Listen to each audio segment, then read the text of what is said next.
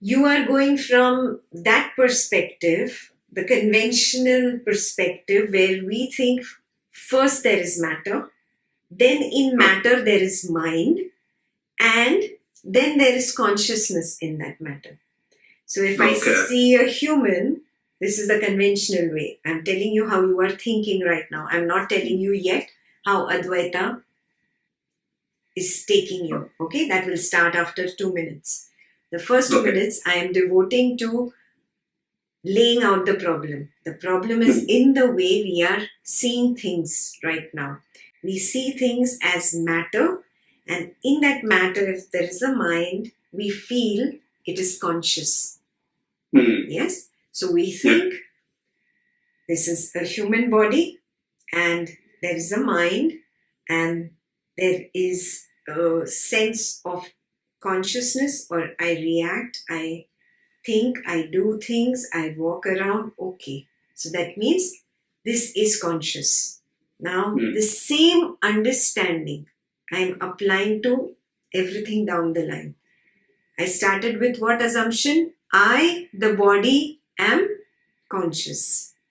Okay? Now I took that to an animal and I said, okay, if I step on the dog's tail and he reacts, okay, the dog is conscious. Yeah. So what have I done? First I have assumed matter is first, then there is mind or consciousness in him, in the dog. Yeah. Now I extended the same thing to a fish. I pull her out of the water. Oh, she doesn't like it. She's conscious. I extend the same thing to insects. Yes. And I say, oh, they are conscious. Now I go to the sofa and I say, no, there is no reaction. So there is no consciousness. Are you understanding from where your understanding has stemmed?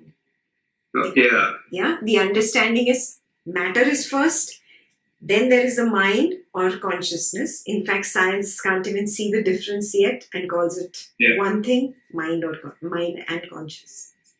Together. Yeah. Yeah, I didn't think I was thinking of it that way, but I think I'm thinking of it that way. Yes. So now Advaita says, look at this very clearly. That's why Advaita takes you to the explanation of deep sleep. The deep sleep is nothingness. I do not experience anything. Why? Because there is no thing. Yeah. The mind is shut down. Yes. So there are no mind objects and there are no physical objects. So there's absence of the experience of objects, really. That makes me feel there is nothing happening in deep sleep. But still, I know that I had great sleep last night. That means there was the knowingness devoid of any objects here. Correct. Yes? Now, what happens after 2-3 hours of deep sleep? First, the I thought comes up. A mind object comes up, which probably is whatever. I, a sense of I. And then you move into your dreaming state. Yes, you see lots of images like a movie flashing. And you say this is a state where the mind is active. There are thoughts, there are sensations, there are feelings, there are perceptions. It's all there. Everything is happening. Yes? Yeah. And now, this state then opens up into another waking state. Yeah. Yeah. The knowingness was there in the deep sleep state. Yes. You know that you had a deep sleep. The knowingness is there in the dream state. You know you were dreaming. Sometimes, not always. You've known one dream in your entire life. That means you know that there is a knowingness in the dream state. There's a knowingness in the dream state. I don't know if there's a knowingness in the deep sleep state. How do I know there's a knowingness in that state? Because when I ask you... I'm still here. Yeah, because when I ask you, did you sleep well? You say, yeah, I had very sound sleep. Or you say, no, I had so many dreams, my mind just did not rest. I didn't sleep at all. So, you know, there is something that knows which says, No, I had too many dreams. I did not sleep at all. Okay. You say this so unconsciously. You're not even aware of your words when you say it sometimes. Even a person who has not learnt this in school, we don't learn about these states in school, says the same thing. Okay. Yeah? So there is a knowingness in deep sleep. It's just that I don't know about it because of the absence of objects. There is no experience. So the light of the pure knowingness is not shining on something. There is no movement. Yes? Because there is no movement, I think that I don't experience it. Or that there is no experience in deep sleep. Yeah. Okay. So there is knowingness in deep sleep. Yeah. There is knowingness in dream. Yeah. And there is knowingness right now. You're knowing this, correct? So knowingness is the bigger state. It's the bigger state. You cannot even find the border of this knowingness. There's no limit to it.